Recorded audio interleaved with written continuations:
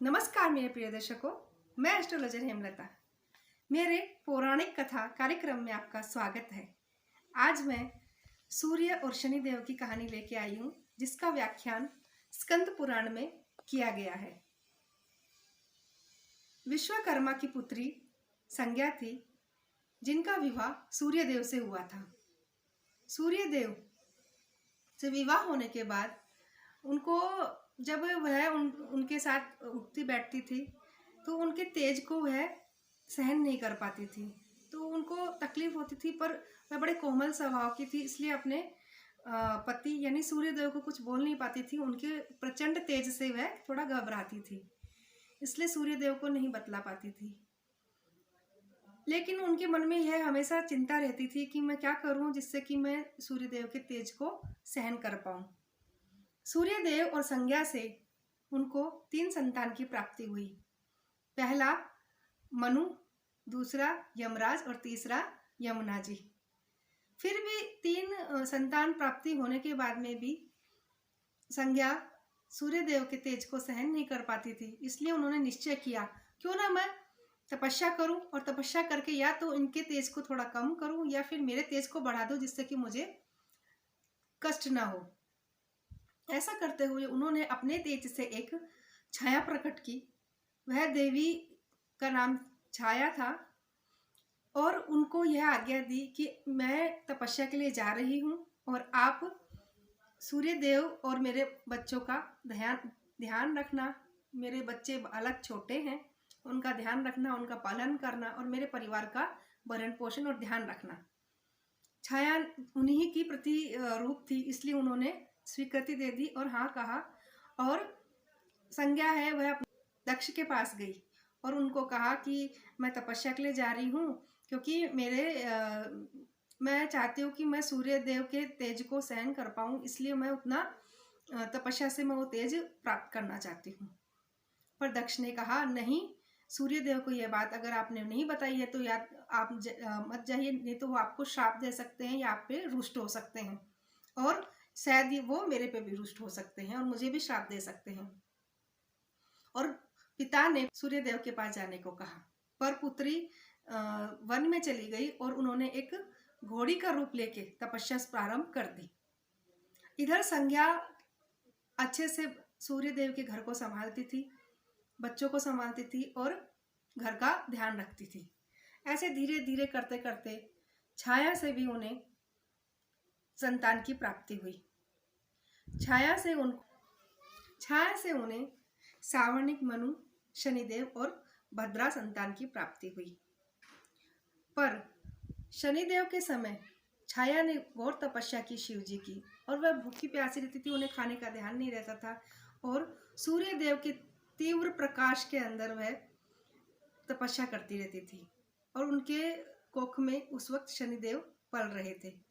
उनके भूख प्यास रहने की वजह से और इतनी तेज धूप की वजह से वो बालक का रंग काला पड़ गया और जो उनका बालक जो हुआ वह काले रंग का हुआ। काला रंग देख के सूर्य देव ने कहा कि यह पुत्र मेरा नहीं हो सकता, इतना काला मेरा बच्चा नहीं हो सकता, और उन्होंने शनिदेव को अपना पुत्र नहीं माना। थोड़े दिन के बाद क्या हुआ, बड़े होने लगे और उन्होंने अपने पिता से इस तरीके का व्यवहार देखा तो उन्हें बड़ा दुख हुआ और उनको क्रोध बहुत आता था। उन्होंने क्रोध भरी दृष्टि करके सूर्यदेव को देखा। सूर्यदेव की क्रोध की शनिदेव ने जैसी दृष्टि करी, क्योंकि उनकी माता ने शनिदेव जब कोख में पल रहे थे तब उन्होंने घोर तपस्या की थी और घोर तपस्या की वजह से शनिदेव भी अत्यंत तेजस्वी बालक थे। दृष्टि डालने की वजह से सूर्यदेव का कलर भी काला हो गया और उनके घोड़े भी रुक गए। तब उन्होंने को बड़ा एहसास हुआ कि कुछ ना कुछ गलती हो रही है और वह शिव जी के पास जाते हैं और उनसे पूछते हैं कि ऐसा क्यों हो रहा है। तब उन्होंने बताया कि शनिदेव तुम्हारे ही पुत्र हैं, तुम्हारी पत्नी संज्ञा जो तपस्या कर रही है ये उनकी छाया है और छाया ने मेरी तपस्या की और उसकी वजह से खान पान का ध्यान नहीं रखा, उस वजह से शनि काले रूप में और प्रचंड प्रकाश के अंदर उन्होंने यह तपस्या करने की वजह से यह बालक रंग काला हो गया। तो सूर्यदेव ने क्षमा मांगी और घर पे आ गए।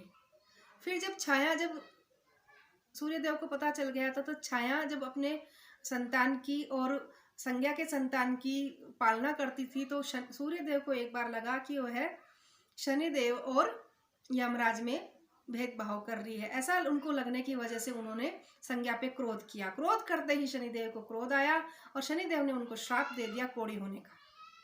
कोढ़ी होने के श्राप देने की वजह से यमराज ने घोर तपस्या की और घोर तपस्या करके उन्होंने अपने पिता को कोढ़ के तकलीफ से दूर करवाया और श्राप मुक्त करवाया।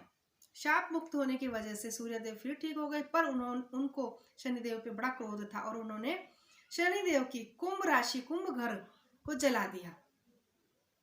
यह जला हुआ देख जब छाया भी अपने पुत्र शनिदेव के साथ रहती थी और सूर्यदेव ने उनका घर जला दिया, तो यमराज को बड़ा दुख हुआ।